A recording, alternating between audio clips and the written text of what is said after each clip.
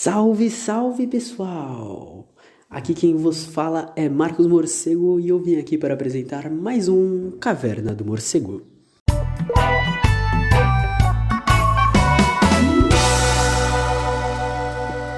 E aí pessoal, beleza? Eu tô aqui de novo, também para falar sobre educação. A gente vai continuar falando sobre o livro, porque agora ele parte para uma questão onde ele vai discutir mais umas questões alternativas. Não vai ter tanto focar nos problemas, mas vai focar em qual a visão que a gente tem que ter sobre a perspectiva de educação, o que a gente pode fazer, quais são os próximos passos que a gente pode tomar.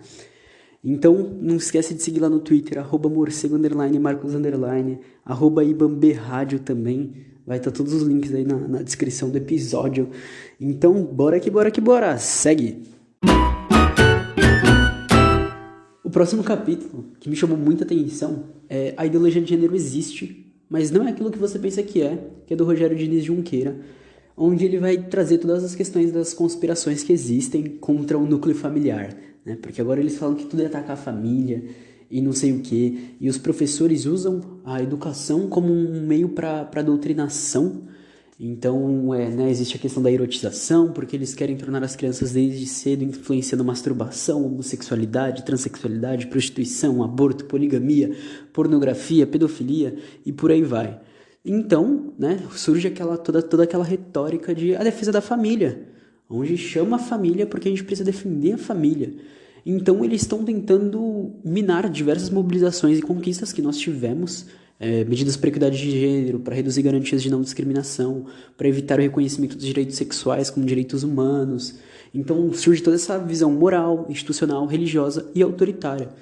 E aí atacam a liberdade e laicidade da escola. Então perde esse caráter de formação crítica e de socialização para o convívio plural, cidadão e democrático. Então o autor ele vai começar a discorrer sobre o surgimento dessa expressão, ideologia de gênero, que vai falar como se a heterossexualidade, a família heterossexual estivessem na origem da sociedade, que surge no meio católico, que coloca o homem e a mulher como complementos, e aí surgem movimentos como pró-vida, pró-família, cura gay, e é chamado de ideologia de gênero de forma negativa pelos supostos defensores da família. E aí, surge toda essa questão de mais um espantalho, que é um inimigo decidido para causar o pânico, como eu disse no último episódio. Então, eles acabam não debatendo, não expondo ideias, não colocando propósitos. Então, surge toda essa invenção, onde eles negam as ciências sociais, por exemplo, como ciência, justamente para conseguir validar o conceito que eles colocam. Então, o conceito sociológico de ideologia de gênero pode ser útil para repararmos, compreendermos e criticarmos a naturalização das relações de gênero, as hierarquizações sexuais, a heterossexualização compulsória, a inculcação das normas de gênero e etc. Ou seja, pegar o que eles criaram e transformar em algo para ser analisado de uma forma positiva.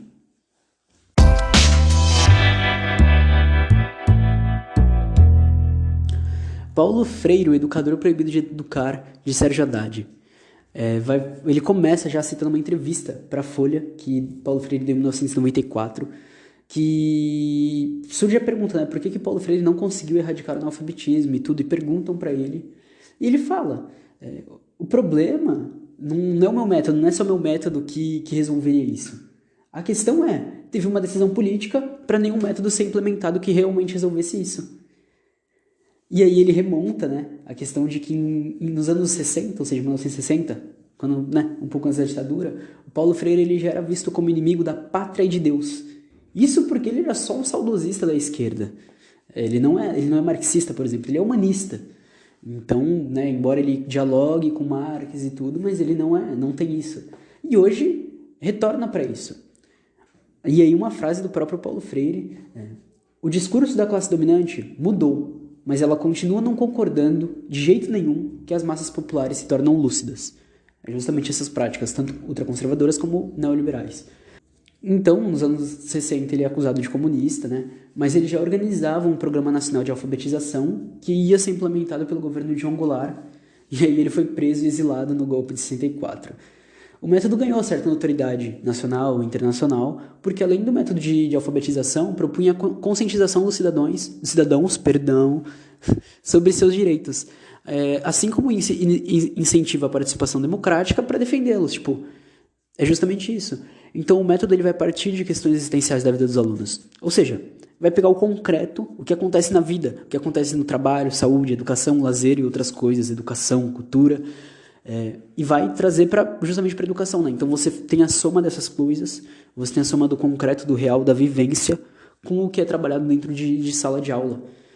E eu acho que a primeira pontuação importante que a gente tem que parar agora para analisar, que é tipo, quando a gente pauta no real, quando a gente pauta nos acontecimentos da vida, quando a gente pauta no nosso dia a dia, quando a gente pauta no que acontece na nossa real vivência, tudo fica mais claro e tudo fica mais realmente real, né? A educação começa a fazer sentido, você começa a aproximar uma educação que é algo para tirar a pessoa da vida, para tornar a pessoa em algo técnico, e você volta a humanizar a pessoa, você traz educação para esse lado mais humanizante. E aí, né, quando ganha a dimensão nacional, os golpistas, né, estavam com medo. Então, em 18 de outubro de 1964, o tenente-coronel Hélio Ibiapina Lima, um dos acusados por violar os direitos humanos, acusou Paulo Freire de ser, e aí citando ele, um dos maiores responsáveis pela subversão imediata dos menos favorecidos. Sua atuação no campo da alfabetização dos adultos nada mais é que uma extraordinária tarefa marxista de politização das mesmas. E para o Hélio, Paulo Freire não criou o método, e sua fama veio de propaganda dos agentes do Partido Comunista da União Soviética. E aí o Francisco Welford, na apresentação do livro de Paulo Freire, Educação como Prática para a Liberdade, ele afirma que todos os governos da América Latina atacavam do mesmo método tudo que tinha potencial de democratização cultural e de acabar com essa forma de poder instituída. Inclusive, fica a minha recomendação do livro que eu tô lendo, Veias Abertas da América Latina, do Eduardo Galeano, porque ele vai falar sobre isso, ele vai falar sobre desde da colonização até o momento, né, de 1970, 1980, do que estava rolando, então dá para ter uma noção melhor. E ele acrescenta ainda: se a tomada de consciência abre caminho à expressão das insatisfações sociais, é porque essas são os componentes reais de uma situação de opressão. É justamente isso. Se quando você toma consciência, você vê o problema, e o problema é algo que, né, é um problema, é sinal de que tem um problema, ponto. É muito, muito óbvio, né? E aí, né, o Paulo Freire, ele tem a terceira obra mais citada em humanas, perdendo para Foucault e para Marx. E agora, em 2015, nós tivemos a volta dos ataques. São setores atrasados que desrespeitam a pluralidade das ideias, não tem compromisso com ideias democráticas nem de liberdade de opinião. O Escola Sem Partido, né, ele está promovendo perseguição aos professores, aprovando lei de vigilância dentro de sala de aula. Não tem proposta nem base, eles simplesmente resolvem atacar. E, assim, rolou, né, diversas tretas entre os progressistas e o Paulo Freire por causa de certos problemas. Porém, ele sempre utilizava disso para aprender com os diálogos, com os debates e com as polêmicas. Então ele refez a opinião dele durante diversas vezes da sua vida. Isso é importante para a gente olhar para a atualidade. Acontece esse processo constante. E é importante a gente olhar e perceber que ele acontece e que a gente tem que fazer com que ele aconteça, tentar dialogar justamente para ocasionar isso. E ele olha para a educação como um produto da sociedade, um reflexo de projetos políticos, né? Ele bebia de diversas fontes e uma frase dele: minhas reuniões com Marx nunca me sugeriram que parasse de ter reuniões com Cristo. E aí começam a perguntar para ele sobre o regime socialista do leste europeu. E ele falou: a queda foi necessária, não do socialismo, mas da sua moldura autoritária, reacionária, discricionária e stalinista dentro da qual se pôs o socialismo. Ele fez críticas ao resultado do que era para ser um projeto, né? Porque foi mais próximo de um socialismo real. Então é importante a gente reconhecer os avanços que tiveram, mas também olhar o que aconteceu depois, analisar tudo que se tornou, embora, né, não tenha sido algo, poderia ter sido pior, mas é importante a gente fazer essa quebra e olhar e separar essas coisas. E aí ele pergunta sobre o capitalismo do Brasil. Que excelência é esta que produz 33 milhões de famintos? Ou seja, a gente está lá falando do leste europeu e não sei o quê, sendo que lá tiveram outros fatores, mas aqui a gente tinha 33 milhões de pessoas com fome. E ele acabou deixando um livro inacabado que reflete sobre a morte de um indígena e reflete sobre as pessoas que o teriam matado. E aí, qual a posição do pobre, do mendigo, do negro, da mulher, do camponês, do operário, do índio neste pensar? E aí a última frase que eu amo citar dele, que é: se a educação sozinha não transforma a sociedade, tampouco, sem ela tampouco a sociedade muda. Escolas e Afetos, um elogio da raiva e da revolta, do Rodrigo Ratier, que ele vai falando sobre... Ele é um jornalista, e ele fala sobre a questão de como a raiva muitas vezes não é algo negativo. Como ela pode ser uma resposta a uma injustiça, e é preferível sentir raiva do que ser submetido a algo, entendeu? E ele fala do Malcolm, né? E eu cito Malcolm X, como sempre, que não confunda a reação do oprimido com a violência do opressor. Ele tinha um artigo falando sobre a questão do diálogo, porém, ele fala: a gente precisa abandonar esses dois mitos de que, o diálogo resolve tudo. O diálogo não resolve tudo. É aquela coisa, com fascista não se dialoga, meu. Tá ligado? Pô, a gente vive numa democracia, a gente tem que ouvir, não sei o quê, mas peraí. Uma posição fascista não é simplesmente uma oposição de outra opinião, é uma posição de ódio. E aí se torna um problema. E aí, principalmente quando a gente tem isso aplicado em sociedade, como no governo atual, não tem como a gente simplesmente olhar e falar: não, mas é o jeito dele, é a opinião dele, tá tudo certo. Caralho, o cara tá fazendo uma política de morte. O cara tá permitindo a necropolítica, né? Tá aumentando o impacto dela. E o outro é que a violência precisa ser sufocada ao invés de problematizada. Ele vai dar alguns exemplos do que acontece dentro de sala de aula, de como é importante às vezes. E é interessante a posição que ele coloca. A gente tem um foco excessivo na dimensão racional, que é típico das sociedades ocidentais, e que varreu toda a atuação sentimental disso. Tipo, é como se tudo fosse racional, sabe? E aí agora na base nacional comum curricular existem as competências socioemocionais, que são mencionadas. E quando você olha assim por cima, parece que é ótimo. Mas a questão socioemocional, ela tem que ser trabalhada do jeito certo. Porque a base nacional, ela vai trazer aspectos comportamentais, cognitivos, como opostos. Sabe? Ela vai trazer uma coisa sentimental, uma coisa racional, como opostos. Que só vai se validar se isso fosse reduzido ao domínio técnico. Os estudos estão sustentando o inverso. Que essas dicotomias entre razão e sensibilidade precisam ser superadas. Porque elas andam juntas. Uma coisa anda com a outra. Sabe? E aí ele também vai criticar o conceito de personalidade como um feixe estável e imutável. A gente tem contextos, a gente tem conteúdos e significados de situações vivenciadas que vão conferir um complexo dinamismo a essa personalidade, sabe? Ou seja, cada pessoa vai ter um complexo muito mais profundo. Não é algo simplesmente isso por causa disso. Tem mais coisas por trás, a gente precisa ter um entendimento do todo.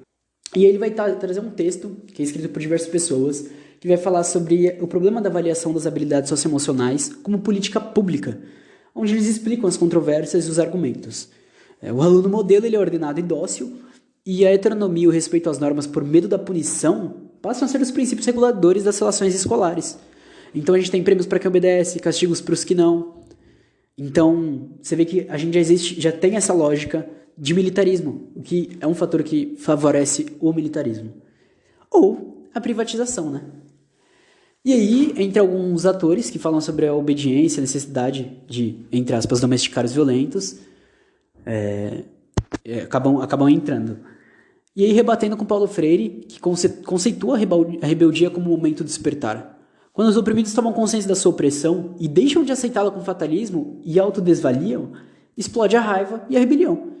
E aí, né, como a gente tem essa escola justamente com o objetivo de usar essa raiva para uma análise crítica e para uma reflexão, a Base Nacional Comum Curricular ela presta um desserviço. Porque ela responsabiliza alunos e educadores antes dos maus resultados surgirem. Sabe? A gente vive num mundo injusto, num país extremamente desigual. E é compreensível existir essa raiva entre os alunos e professores. A gente precisa trazer isso para melhor. E ele também vai citar o Condorcet, uma frase do Condorcet. A verdadeira educação faz cidadãos indóceis e difíceis de governar. A educação ela vai ser um ponto da liberdade, né? Ela não é liberdade como um todo, mas ela é um ponto.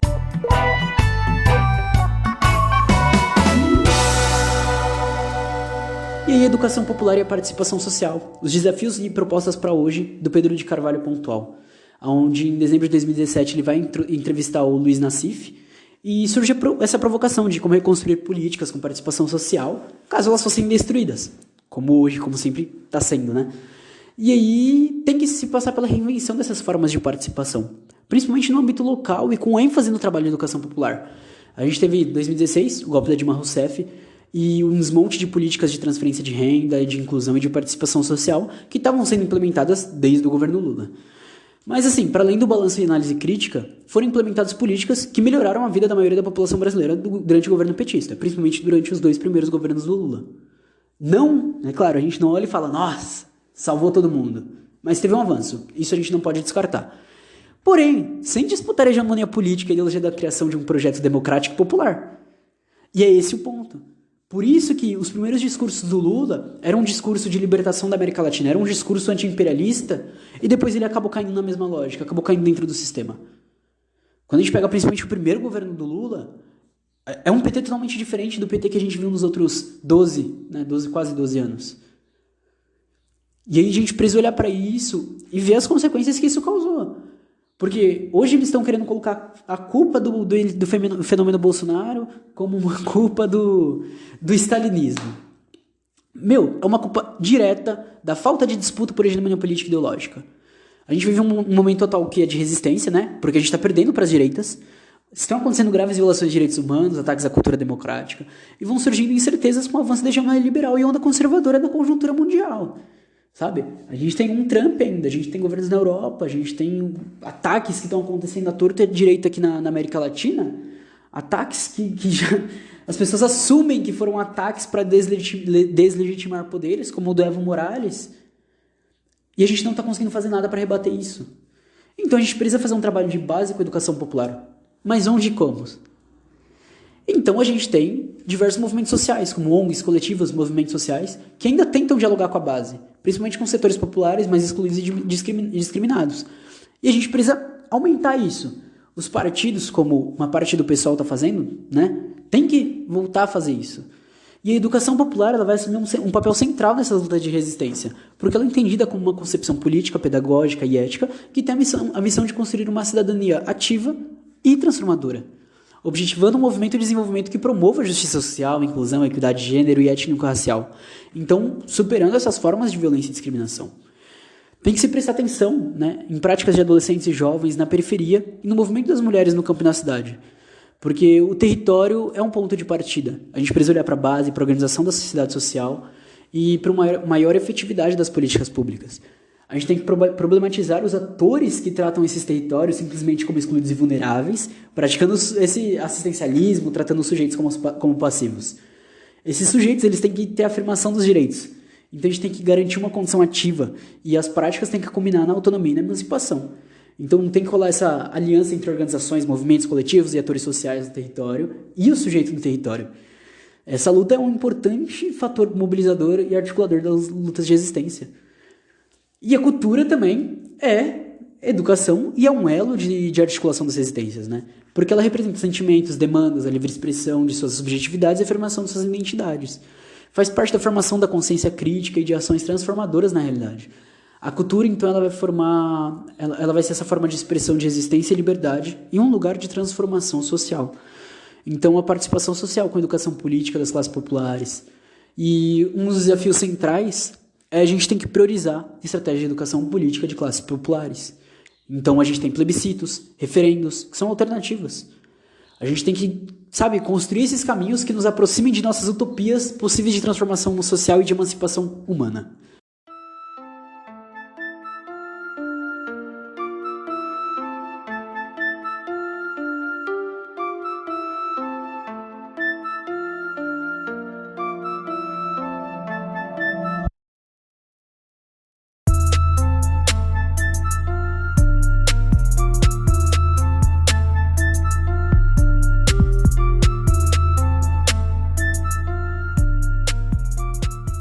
Bianca Santana ela vai falar sobre recursos educacionais abertos, conhecimento como bem comum, autoria docente e outras perspectivas.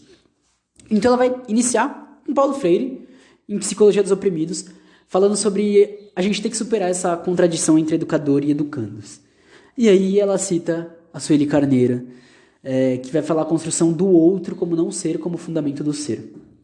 A busca de outros modos de subjetivação que rompam com paradigmas instituídos pelo dispositivo de racialidade situa-se como demanda para a educação e para a produção de conhecimento. Aí se evidencia, ainda, a disputa da verdade histórica como um campo de batalha fundamental para alterar os pressupostos de dominação racial e viabilizar outra subjetivação. Então, não é novidade para o movimento negro, por exemplo, que tem que romper com a reprodução de estereótipos racistas e valorizar a história e cultura africana e afro-brasileiras, contemplando a diversidade do país. Então, a gente teve leis que indicaram um avanço, uma produção de material, só que a produção de material ainda se concentra em grupos que geram lucro. Então, a gente precisa fazer essa descentralização. A gente precisa redirecionar os recursos para professores e professoras para que eles apliquem de acordo com as necessidades da sua comunidade. E aí ela vai citar um período entre 2003 e 2010 no Paraná, onde a gente teve um mandato de Roberto Requião, era governador, que ele implementou um sistema onde tudo começava nos professores. O material começava nos professores. E aí tinha um livro didático público, que foi o projeto formado, que era mais barato. As empresas privadas, escolas particulares, começaram a procurar por esse material. E aí, numa entrevista, a Marilene Hutner, que era do Departamento de Educação Básica da Secretaria de Educação do Governo do Requião, explica o objetivo. O objetivo principal era desenvolver um processo diferenciado de formação, entendendo o professor como produtor de conhecimento, em vez de apenas formatar cursos em que especialistas dariam sua contribuição. E aí, durante esse tempo, a Rede Estadual do Paraná teve um dos melhores projetos para o ensino médio. E além da valorização dos professores, né? Então, por um lado, nós temos organismos ligados à ONU e fundações internacionais privadas que forjaram a noção de recursos educacionais abertos para aplicar a política neoliberal. Enquanto, por outro, a gente tem projetos políticos que negam essa ideia de mercadoria e tratam como um recurso imaterial compartilhado em comunidade. Esses recursos, eles apostam na autonomia do professor e de estudantes para definir conteúdos e abordagens dentro da sala de aula. Então, é necessário um investimento. E aí, em 2010, a Bianca Santana, que era ativista dos recursos, e aí na primeira CONAI, ela defendeu dentro do Plano Educacional da Educação, em defesa da história que a história não conta, multiplicando narrativas e dando um entendimento mais profundo. E aí, sobre a nossa construção de história. E aí ela termina citando um samba-enredo da Mangueira em 2019. Quem foi de aço nos anos de chumbo? Brasil, chegou a vez de ouvir as Marias, Marrins, Marielles, Malês. Educação indígena, esperança de cura para tempos de enfermidade. Sônia Guajajara. Antes de começar, eu já quero falar. É um dos capítulos muito interessantes porque foi quando eu descobri um novo método de educação. Embora eu só tenha lido de forma rasa um capítulo de um livro, a gente precisa mais atenção. Ela vai apresentar uma reflexão sobre o conhecimento tradicional indígena como praxis de resistência e em como fazer educação. Então, antes de a gente pensar em qualquer proposta subversiva de educação contra a barbárie, ela deixa uma reflexão. Enquanto o Brasil não assumir sua dívida histórica para com os povos originários, trabalhando ativamente para repará-la, construiremos um falso futuro, mascarando nossas memórias e oprimindo os corpos presentes. Então a gente tem que contestar, primeiramente, esse imaginário social do índio ou do indígena brasileiro e a representação do sujeito na sociedade, porque ela parte de um discurso colonial que coloca eles como um espaço subalterno, periférico e marginal. Então o resultado é que os povos indígenas são atrasados, primitivos, preguiçosos e que eles impedem o desenvolvimento social e econômico. E aí, o que o índio pode ser e são? Pode ser e são. Tudo que cabe na diversidade brasileira. Médico, engenheiro, advogado, político, músico, criança, homem, líderes, gente comum, mulheres. Então, a gente entender que o índio pode ser civilizado e acompanhar as mudanças é fundamental. É o primeiro passo para ocorrer a troca de saberes, a interculturalidade. Para não repetir o passado, isso é necessário. Tem os que bebem e se alimentam no conhecimento da aldeia, e também deve ter o espaço para que nossos corpos transitem a experiências e vivências para além do chão da aldeia. Quando a gente se abre para essas experiências interculturais, a gente é capaz de aprender com dinâmicas culturais diferentes a expandir as fronteiras dos nossos próprios universos. Sabe? Considerar uma educação diferenciada como conhecimentos tradicionais é o primeiro ponto para a descolonização do pensamento. E uma das maiores barbáries é esse projeto de recolonização programada estrategicamente na educação. Que esperança há em alguém que é incapaz de responder quais são as suas raízes culturais? Enquanto a gente não aprender a contar a história, nós continuaremos colonizados e aprisionados. E justamente na escola, esse espaço de construções simbólicas sobre as alteridades precisa ser transformado. Entendeu? Por exemplo, os povos indígenas, eles acreditam numa educação que dialogue com o movimento da vida e com o viver no território. E aí, quando você para pra...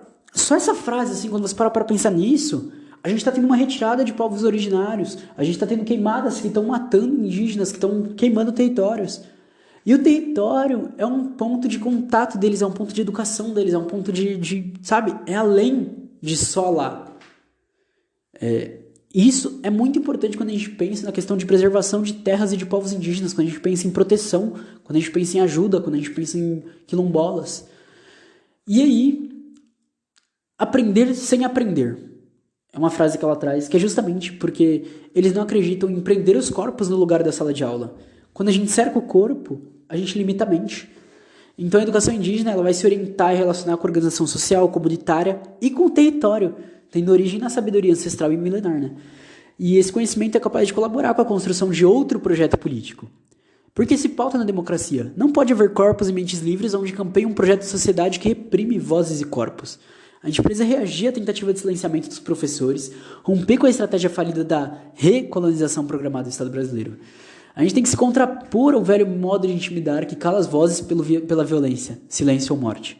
O projeto do capitalismo e da recolonização tem nos matado de diversas formas, pela execução de corpos, pelo adoecimento das mentes. E a educação indígena tem muito a acrescentar, além do que já temos, mas também faz sentido em relação ao que já somos no mundo, sem nos desconstruir colonizando nossas mentes. Se os povos indígenas resistem e mantêm sua identidade, é porque aprenderam a usar a educação a seu favor. A educação é curar e não dominar.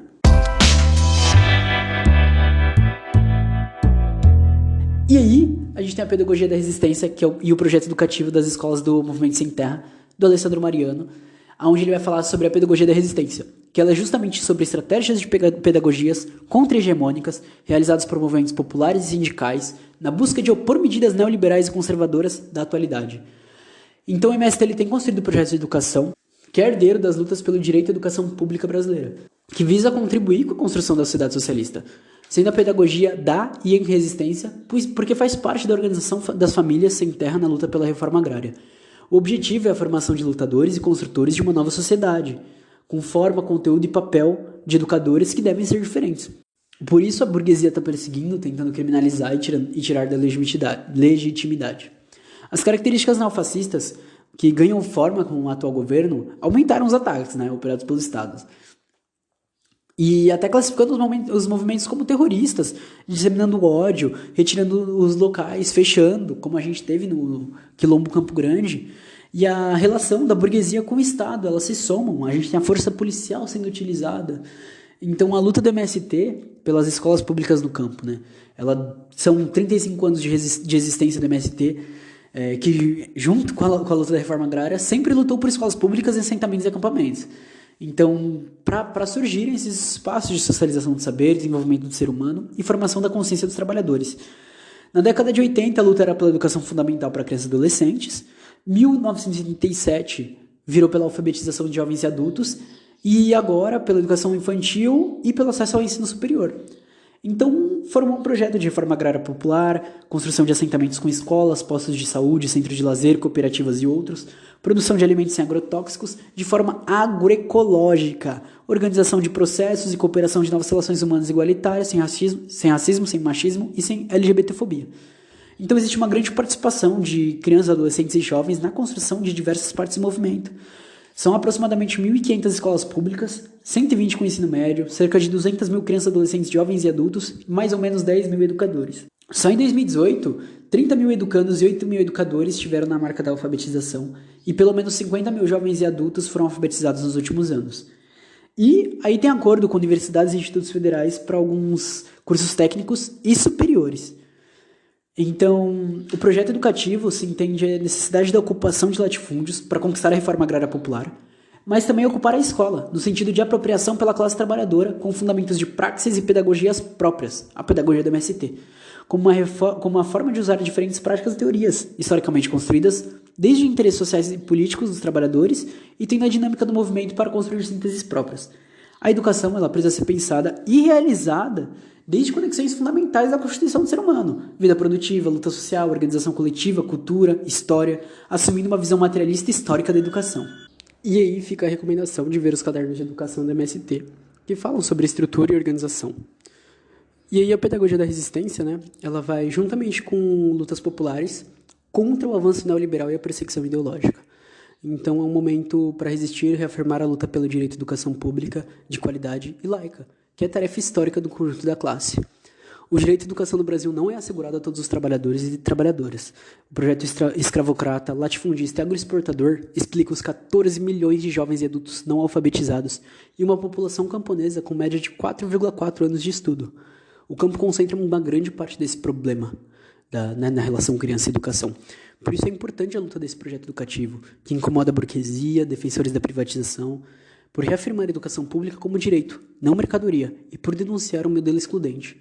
A gente teve entre 2003 e 2004 37 mil escolas no campo fechadas, um transporte escolar que tem problemas por qualidade, por estradas, e um modelo de agricultura que massacra e expulsa famílias camponesas com a lógica de privatização, acelera o fechamento das escolas públicas no campo e dificulta a construção de novas. A socialização das crianças e dos adolescentes é fundamental. Não deixe a educação ser substituída pelo EAD ou pela educação domiciliar. Para, após isso, combater e denunciar as privatizações, seguir em defesa de uma educação pública, desde a educação infantil à universidade, e atuar como reformas empresariais e modelos de militarização.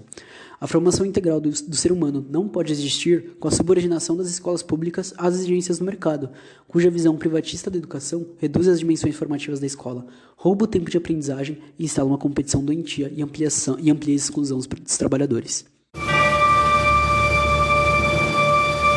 Então a gente tem muito além da escola, a disputa em torno do passado no debate público da Rede Brasileira de História Pública, que vai falar, que ela vai falar muito sobre essa questão da cultura como outro ponto de disputa. Então, eu só vou citar nessa questão a parte do carnaval, porque eles vão falar sobre a criação de espaços que vão confrontar com a história criada.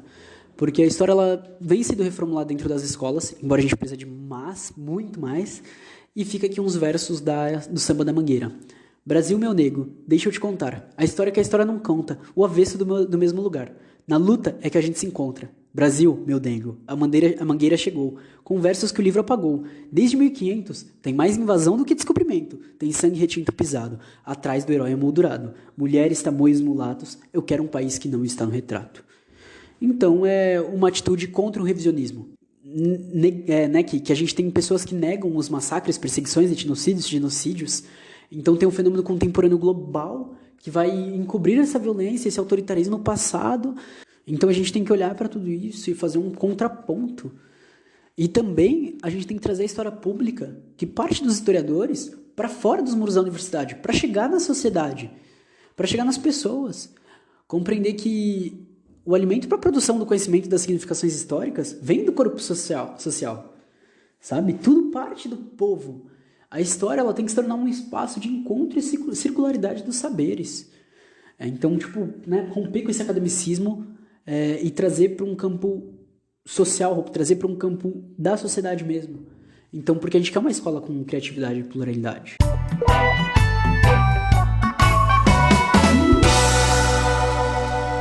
E aí a gente tem a Aniele da Silva Santos, que ela vai trazer o que aprendi e o que não aprendi na escola.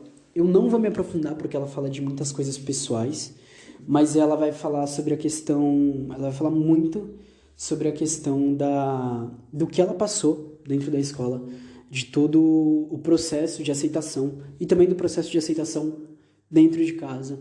E aí ela vai entrar na questão de lutas sociais, como as tomadas que tiveram durante o governo do PSDB em São Paulo, onde ocorreram ocupações por secundaristas, a importância e os projetos que foram aplicados durante esse tempo pelas pessoas que ocuparam as escolas. Entendeu? E ela vai trazer esse contraponto à educação que é implementada aqui. A Rede Escola ela vai continuar o próximo capítulo falando muito sobre a mesma coisa. E o último capítulo é a Bell Hooks, que ela vai trazer educação democrática, onde ela vai trazer a questão dos professores que possuem uma visão democrática, que eles têm que admitir que o aprendizado não se restringe a uma sala de aula institucionalizada, que eles têm que tentar unir o ensino ao mundo real. E aí, com isso, apoiando a educação democrática, também tem que apoiar a alfabetização universal. A política do elitismo de classe assegura que os preconceitos no modo como o conhecimento é lecionado ensina os estudantes nas escolas públicas, que eles só serão considerados aprendizes sofisticados com uma faculdade. E aí a gente precisa romper com essa lógica. A gente precisa aprender a estar no presente, sabe? Com que essas práticas autoritárias promovidas e encorajadas por muitas instituições acabam com a educação prática, com a educação democrática na sala de aula. E vai citando Paulo Freire e a importância do ensino democrático. Porque eles podem experienciar o aprendizado como um processo integral, em vez de uma prática restritiva que os desconecta e aliena do mundo. A conversa é um lugar central de fala da pedagogia, então a gente precisa trocar essas ideias, ter o conhecimento das mais variadas formas. Tem que encontrar formas de ensinar e compartilhar conhecimento de maneira a não reforçar as estruturas de dominação existentes. O aprendizado serviria então para educar os estudantes para a prática da liberdade, em vez da manutenção das estruturas de dominação. E aí ela vai falar sobre a importância das lutas antirracistas.